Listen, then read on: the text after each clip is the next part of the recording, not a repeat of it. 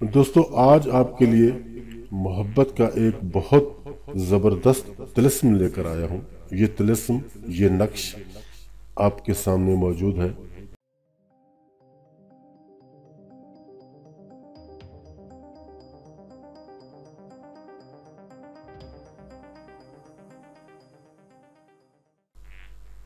बिस्मिल्लाहिर्रहमानिर्रहीम।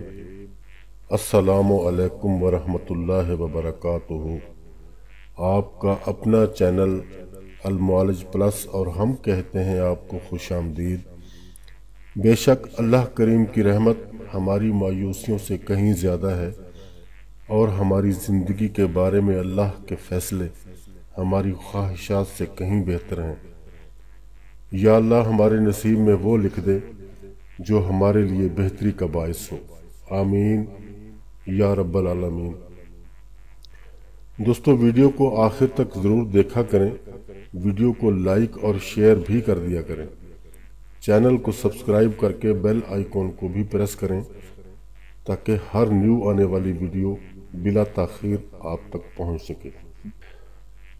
दोस्तों आज आपके लिए मोहब्बत का एक बहुत ज़बरदस्त तिलिस्म लेकर आया हूँ। ये तिलिस्म, ये नक्श आपके सामने मौजूद है। ये बिल्कुल आसान और सादा सा नक्श है, जैसे आपके सामने स्क्रीन पर नज़र आ रहा है। इसको ऐसा ही बना लें, और अगर ये आपको बनाने में मुश्किल लगे तो आप इसका प्रिंट आउट भी ले सकते हैं।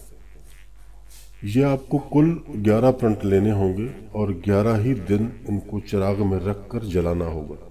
तरीका इस अमल का ये होगा कि सबसे पहले आप इन तिलिस्मात के प्रिंट हासिल कर लें।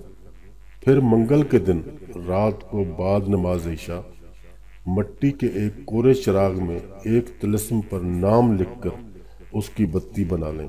यानी तिलिस्म को बारीक रोल करके लंबाई के रुख उसका फलीता बना लें। अगर मुमकिन हो तो इस पर बारीक सी रुई भी लपेट दें ताकि जलने में आसानी रहे।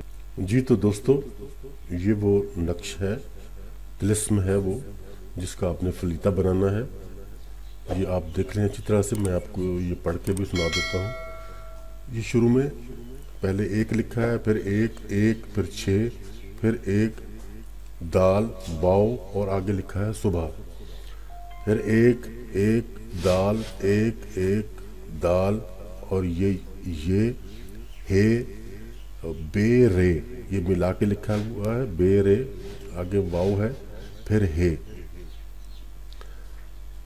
तो ये नीचे वाली लाइन पर अगर आ जाएं तो ये एक वाव रे 1 5 5 और ये 5।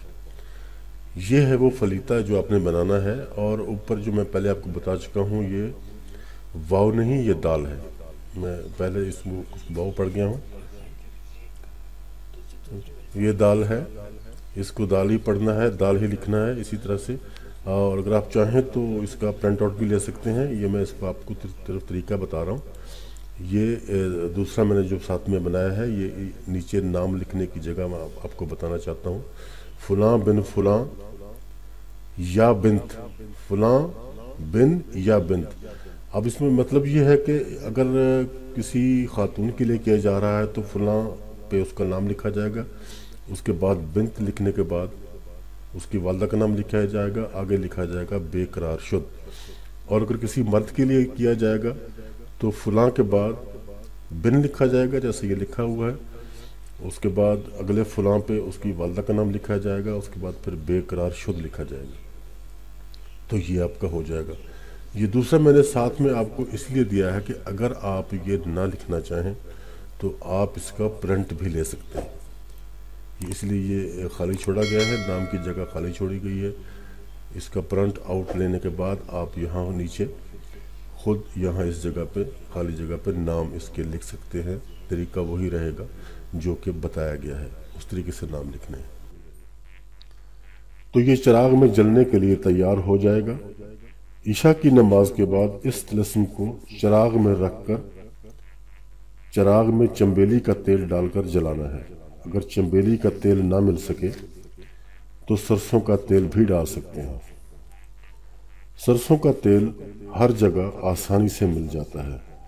अब यहाँ इस बात का ख्याल रखना है कि चिराग जिस नक्श को, जिस तिलिस्म को आप जलाएंगे जिस दिन, उसी पे नाम लिखना है, सब पे नाम एक दफ़ा नहीं लिखना।